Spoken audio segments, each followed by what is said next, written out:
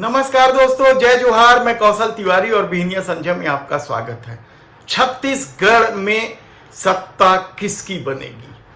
क्या भूपेश बघेल सत्ता में वापसी कर लेंगे या फिर भारतीय जनता पार्टी ने जो चुनौती देना शुरू किया है उससे कांग्रेस की स्थिति खराब हो जाएगी? ऐसे कितने ही सवाल राजनीतिक गलियारों में गूंज रहे हैं। इसकी सबसे बड़ी वजह है कांग्रेस में टिकटों को लेकर किचकिच होना। नेताओं की आपस में बन नहीं रही है और पहले चरण का नामांकन भी शुरू हो गया है। यानी अब ज्यादा दिन समय किसी के पास नहीं है, लेकिन कांग्रेस के सामने अभी भी कई तरह की दिक्कत है। भूपेश बघेल को चौतरफा चुनौतियों का सामना करना पड़ रहा है। हालत यह है कि गुटबाजी भले ही बाहर दिखाई नहीं दे रही हो, लेकिन भीतर खाने से जबरदस्त तनाव का माहौल है और इसकी वजह है टिकट वितरण। हर नेता चाहता है कि उसके पसंदीदा प्रत्याशी को टिकट मिले, लेकिन हालत यह है कि अभी भी 2 दर्जन सीटों पर पेंच फंसा हुआ है। सर्वे रिपोर्ट को आधार बनाकर कांग्रेस टिकट वितरण करती है तो कम से कम 40 विधायकों की टिकट उन्हें काटनी पड़ेगी और यह बगावत का निमंत्रण होगा, आमंत्रण होगा। ऐसी परिस्थिति में भूपेश बघेल क्या उन नाराज नेताओं को मना पाएंगे जिनकी टिकट कट रही है? दूसरी तरफ भारतीय जनता पार्टी लगातार हमला कर रही है। कानून व्यवस्था की स्थिति का मामला हो या घपले घोटाले का मामला हो, शराब घोटाला, कोयला घोटाला, धान घोटाला, कई तरह के आरोप भारतीय जनता पार्टी लगा रही है। लेकिन कांग्रेस को लगता है कि धान का मुद्दा यानी धान खरीदी का मुद्दा और छत्तीसगढ़ियावाद के आसरे सरकार बना ही देंगे।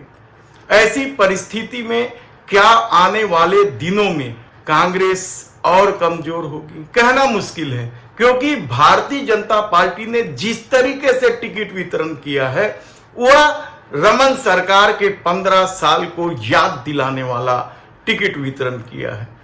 उन तमाम लोगों को फिर से टिकट दे दी गई जिन पर कई तरह के आरोप थे और जिन्हें जनता ने बुरी तरीके से हराया था। उन्हें पार्टी ने शायद टिकट इसलिए दे दी क्योंकि उन्हें डर था बगावत का। लेकिन बहुत सारी ऐसी सीटें हैं जहां टिकट काट दी गई और वे लोग बाहें चढ़ाए खड़े हैं। भारतीय जनता पार्टी की दिक्कत यह है कि छत्तीसगढ़ कांग्रेस का गढ़ माना जाता है। यहां लाख कोशिश के बाद भी डॉक्टर रमन सिंह अपनी पार्टी की सीट 50 से 51 नहीं कर पाए और न ही कांग्रेस को 37-38 से नीचे ढकेल पाए। हर परिस्थिति में कांग्रेस ने यहां 37-38 सीट जीती है और ऐसी परिस्थिति में जब भूपेश बघेल ने धान खरीदी के मामले में पूरे देश में अपना नाम रोशन कर लिया है, कहा जाए तो गलत नहीं होगा, क्योंकि यह भूपेश बघेल का ही दावा नहीं है बल्कि पूरे देश में परसेप्शन है कि जिस कीमत पर छत्तीसगढ़ में धान खरीदी की जा रही है वैसी कीमत कोई सरकार नहीं दे रही है। इसके अलावा छत्तीसगढ़ी संस्कृति को लेकर भूपेश बघेल ने जो काम किया है उससे एक जन भावना बनी है कि यह सरकार हमारी है।